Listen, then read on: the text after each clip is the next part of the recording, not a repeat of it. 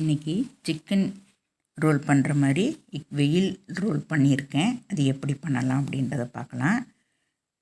இது ரொம்பவும் நல்லாவே இருக்கும். நம்ம சிக்கன் எப்படி பண்ணுறோமோ அதே போலயே வெயிலும் நம்ம ரோல் பண்ணி வைக்கலாம். இந்த வீடியோ உங்களுக்கு பிடிக்கும்னு நினைக்கிறேன். பிடிச்சிருந்தால் லைக் பண்ணுங்கள், ஷேர் பண்ணுங்கள். வாங்க வீடியோக்குள்ளே போயிடலாம்.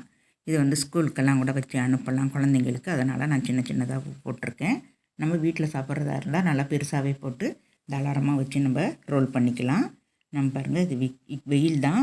இதை நல்லா கழுவிட்டு மஞ்சத்தூளும் கொஞ்சோண்டு இஞ்சி பேஸ்ட்டும் போட்டு நான் வேக வச்சு எடுத்துக்கிறேன். குக்கரில் போட்டு ஒரு விசில் விட்டால் போதும். நல்லா பஞ்சு போல் வெந்து வந்துடும். ஏன்னா அதில் நமக்கு நைஸு எலும்புங்கள்லாம் இருக்கும்.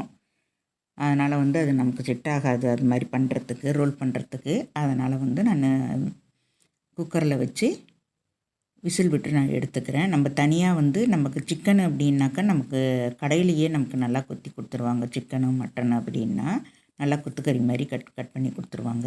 இது நம்ம அந்த மாதிரி கட் பண்ண முடியாது. சின்ன சின்னதாக இருக்கும் எலும்புகள். அதனால் நான் வேக வச்சுட்டு இந்த சதையை எடுத்துக்கிறேன். வெந்துடுச்சு. ஆற விட்டுட்டு நம்ம இந்த மாதிரி சதையை எடுத்துக்கலாம். எலும்பு தனியாக, சதை தனியாக எடுத்துக்கலாம். நமக்கு ரொம்பவும் நைஸாக வேணும் அப்படின்னாக்கா இன்னும் ரொம்ப சின்ன சின்னதாக கூட நம்ம கட் பண்ணி போட்டுக்கலாம். நான் அப்படியே ஒன்றும் பாதியமாக தான் கட் பண்ணி போட்டிருக்கேன். அப்போ தான் நமக்கு சாப்பிடும்போது தெரியும். இல்லைனாக்கா அப்படியே கிரேவி மாதிரியே இருந்துடும். அதனால் நான் இந்த அளவுக்கு நான் பிச்சு போட்டிருக்கேன். எல்லாத்தையுமே பிச்சு எடுத்துட்டேன். கொத்துக்கறியில் நமக்கு அது நல்லா அவங்க கொத்தி கொடுப்பாங்க. அது நல்லா இருக்கும். இதை நம்ம கொத்துக்கறி மாதிரி இது பண்ண முடியாது. அதனால் நான் வேக வச்சுட்டு இந்த மாதிரி எலும்பு தனியாக, சதை தனியாக நான் எடுத்திருக்கேன். வெயில் ரொம்ப சூப்பராக இருக்கும் இந்த மாதிரி செஞ்சு சாப்பிட்றதுக்கு. பாருங்கள், எலும்பு எல்லாம் சுத்தமாக எடுத்துட்டேன்.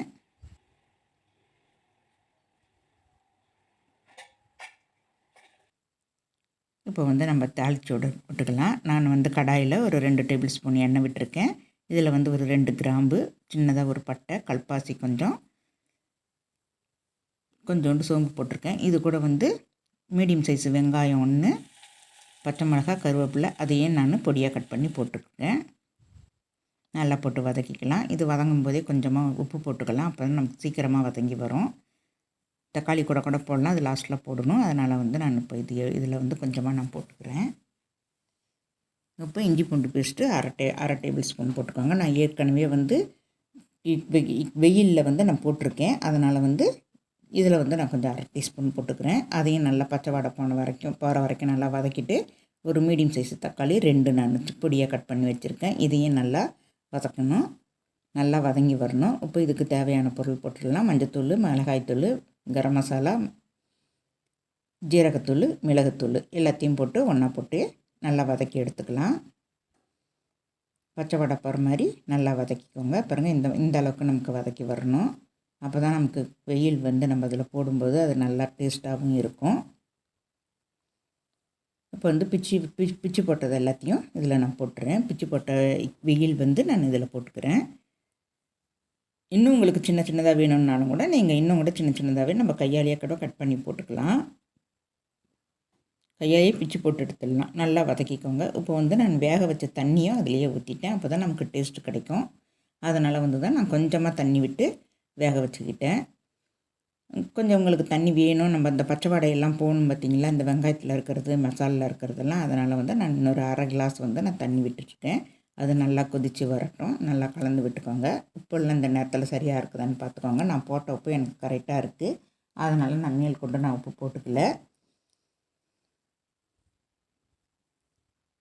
இப்போது ஒரு மூடி போட்டு மூடிடலாம். ஒரு 10 நிமிஷம் கழித்து நம்ம ஓப்பன் பண்ணி பார்க்கலாம். ஒரு 8லேருந்து 10 நிமிஷம் நல்லா வெந்தால் தான் நமக்கு அந்த தண்ணியை நல்லா இழுத்து வந்துடும்.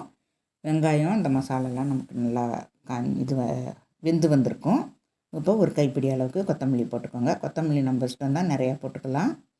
என்கிட்ட இருக்கிறது அவ்வளோதான். அதனால் இருக்கிறத நான் போட்டுட்டேன். போட்டு இதை அப்படியே மூடி வச்சிடலாம். இது அப்படியே இருக்கட்டும். இந்த பக்கம் நான் சப்பாத்தியை போட்டு எடுத்துடுறேன். அப்புறம் சப்பாத்தியை நான் போட்டுட்டேன். இது நம்ம ஸ்கூலுக்கெல்லாம் அனுப்பும்போது இந்த மாதிரி சின்ன சின்னதாக போட்டு கொடுத்தா தான் பசங்களுக்கு நல்லா விரும்பி சாப்பிடுவாங்க. பெருசாக இருந்துச்சு அப்படின்னா அவங்க கையில் வச்சு கடிக்கும்போது கீழெல்லாம் விழுந்துடும். அதனால் நான் சின்னதாக போட்டிருக்கேன். இந்த மாதிரி வச்சு நடுவில் வச்சுட்டு நம்ம இந்த சப்பாத்தியை ரோல் பண்ணிடலாம்.